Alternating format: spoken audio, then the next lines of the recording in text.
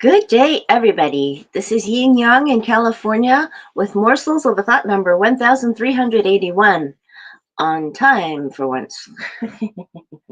It is currently 5:10 a.m. in California in the morning, and we are in a national bestseller, How to Successfully Raise 21st Century Kids, Cracking the Parenting Codes, Growing Happy Children the Right Way by Kohila Sivas.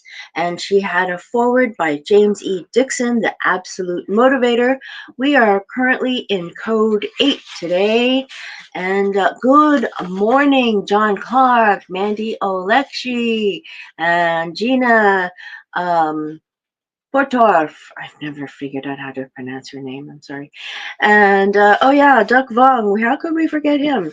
And let me see who else. Nancy Saunders, Sam Afara, Mika Heinonen, Paula Heinonen, and Boyan Dobrev. Um, Stacy Shiflett, all these off. And of course, Kohila Sivas. Good morning, good morning, good morning.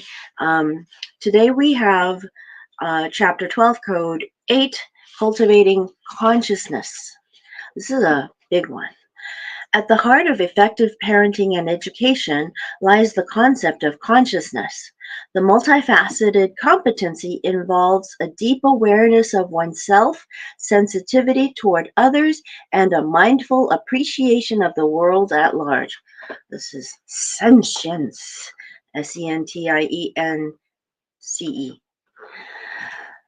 Consciousness is the moral compass that guides our children through life, steering them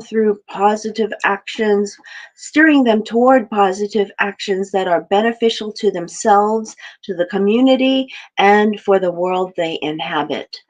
The consciousness in children is not merely about self awareness, it is an understanding that every action has a ripple effect. It is recognizing that their words and deeds carry weight and can influence their environment and peers. This competency underpins empathy, ethical decision making, and a sense of social responsibility. I recall asking my mother when I was very, very little and I was younger than before 10. I asked her, are we good people or are we bad people? I think my whole life would have changed if that answer had been different. Um, Empathy, a core component of consciousness, is the ability to understand and share the feelings of another.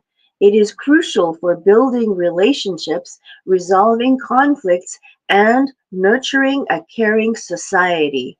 Ethical thinking goes hand in hand with empathy as it involves making choices that are morally sound and just.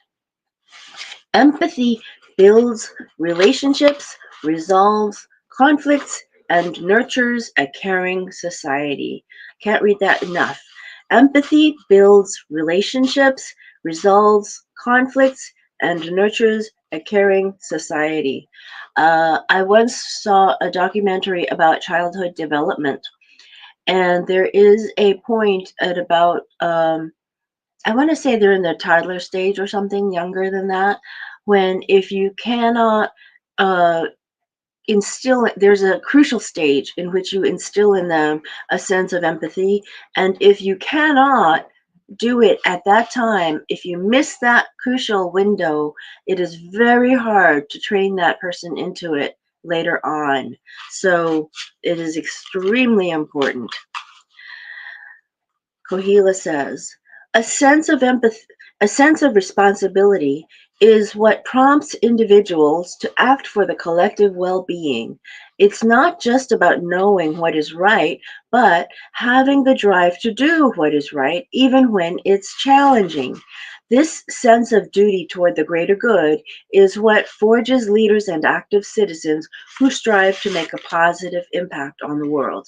Now, yesterday, a neighbor took me to a place And the bottom line of it was that we took a bus, and at the bus stop, there was something on the ground, and it was something that I needed.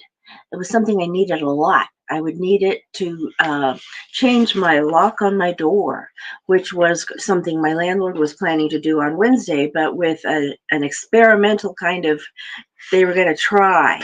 In other words, they were going to try without calling a locksmith. So I happened to see that this particular handle was exactly the kind I would need. It was in a used package, but uh, it was right at the bus stop on the concrete.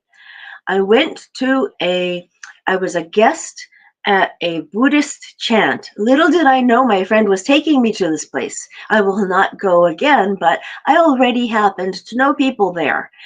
And we did this 60-minute long Buddhist chant. I kid you not. I sat there with my back straight and ay, ay, ay. Anyhow, I felt as though a little animal had run out of the lock, a little black and white bunny rabbit. Do you recall what I said the other day about a bunny rabbit? Anyhow, I sensed that this lock belonged to somebody else, and they were probably missing it. It costs about at least $45 to buy something like that. And what if it was from a person who couldn't afford to buy another one? So my friend had given me a red bag to put it in, to carry it around in. I slung it around, and everybody was stepping over it because it was in the aisle. Like, there was just no place to put it. So everybody was stepping over, around it a little bit, just a little bit. And so I put it back at the bus stop. And not only that, but I placed it so that the bag was open enough that you could see what was in it. It was a plastic bag, so I rippled down the plastic bag so you could see what was in it. I placed it back there. And traffic was stopped at a light, and somebody was driving probably at an open window or in a convertible. And I heard them go like that. Like, why did she do that? But somebody lost something, and you can't just take it and go finders keepers anymore. This is a world where people who lose things probably need them. So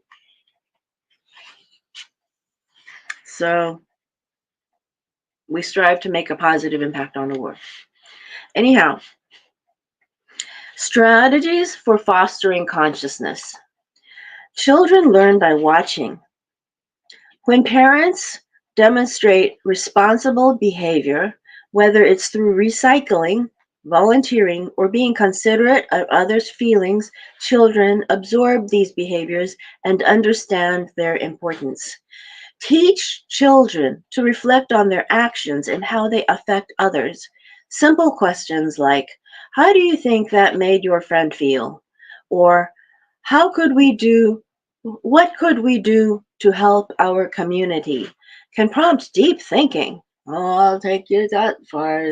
That's 60 minutes of chanting. Use stories, news events, or even personal experiences to discuss ethical dilemmas. Uh, Encourage your children to think about what they would do in those situations and why.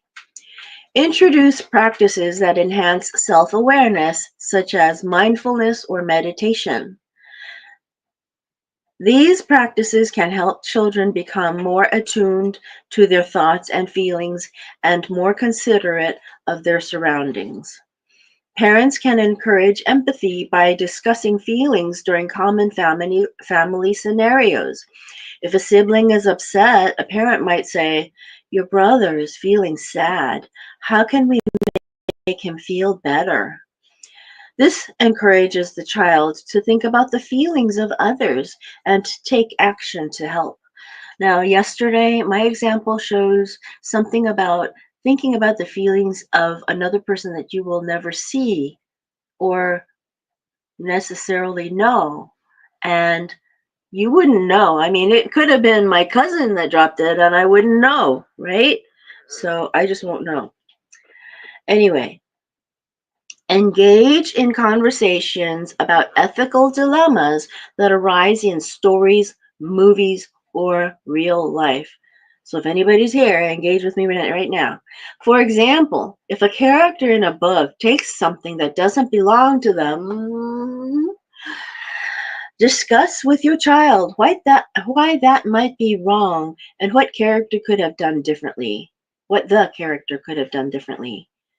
Involve children in community service or volunteering opportunities. This could be as simple as cleaning up a local park or helping out at a community kitchen. Discuss the impact of these actions and how they contribute to the well being of others. Now, the lost and found of Muni would not have been the place to put that particular lock. Leaving it right there would have been the right thing to do, in my opinion. Teach children to be observant of their surroundings and appreciate the diversity and beauty of the world. Activities like nature walks with discussions about wildlife and ecosystems can be very enlightening. Encourage children to express gratitude for what they have. This can be done through daily rituals such as sharing what they are thankful for during mealtime or keeping a gratitude journal. John, I filled up a journal, by the way. I wanted to let you know that. Explain social issues. I filled up one of them. The others are still being worked on. Explain social issues at an age-appropriate level and discuss ways to contribute to their community. For instance, parents can talk about donating to a food bank or participating in a walkathon for a charitable cause. Introduce mindfulness exercises that can help children become more aware of their thoughts and feelings. This can be in the form of breathing exercises, guided meditations, or simply spending a few moments in silence before starting the day. When conflicts or problems arise, involve children in the problem solving process. Also, make sure that you let them know that there are also experts in the fields. In other words, even if they come up with the right answer after 2 minutes of thought, let them know that they ought to be humble enough to realize that not necessarily their own opinion is the correct one compared to others. Uh, that's all. Ask them to consider the feelings and needs of everyone involved and think of solutions that are fair and just. When children speak, listen attentively and reflect what you would hear without judgment. Speak back. This shows that you value their perspective and teaches them to do the same for others. By incorporating these practices into daily life, parents can help their children develop a deep sense of consciousness that will guide them throughout their lives. Reflective activity. Create a weekly family tradition called the Sunday Circle, where everyone comes together to discuss their week with a focus on consciousness. Each member shares. Now, today it's funny that it's Sunday that we're doing this. Sunday Circle.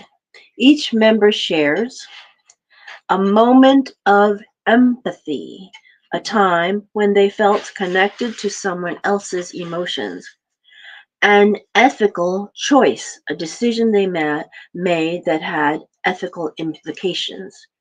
An act of responsibility, something they did that contributed positively to the family, the community, or the environment.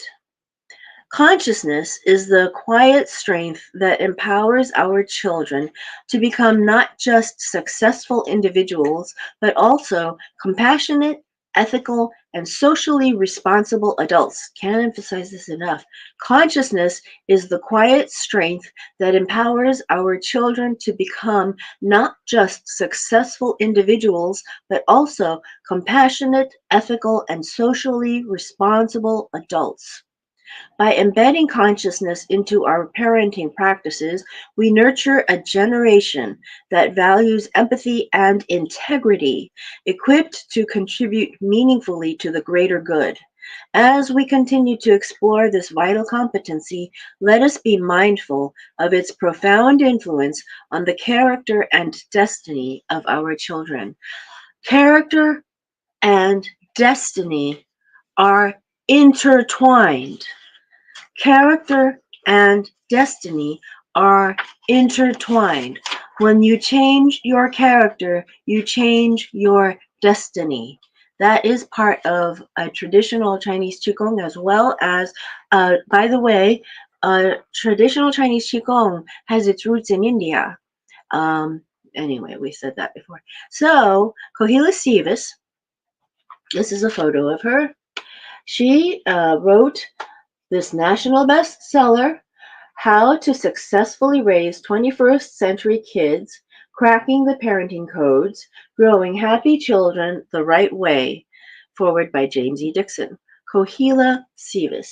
Okie dokie, artichoke. I will speak to you later. And this was our Sunday series. I hope you. Oh, good morning, John Clark. I can't see if it says good evening or good morning, but I know you're in morning time. And I'm trying to get this onto the screen, and it doesn't react to my finger. Is it working? It's not working. It's because of my light. I have to do this. I have to do this. I have to, maybe it'll go like this. Oh, geez. There we go. I had to pull it away from my big light because my light has some kind of electrical field and there's a boundary effect and, Anyway, it's within the boundary of the light. So, anyway, I'm glad to see you, John. I don't know how much of it you caught. And, I told you the story. I mentioned the story of a simple door lock. It was a door handle with a key lock on it.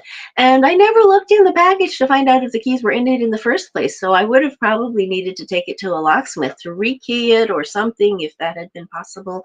I don't know. But now I know there is such a kind of lock. And I can probably just go out and buy one if I can afford to buy one. Now that's an ethical dilemma too. I will catch replay. That sounds great. Okie dokie, already chokey. I'll talk to you later. See you tomorrow. Okay, old Kinder hug. Bye.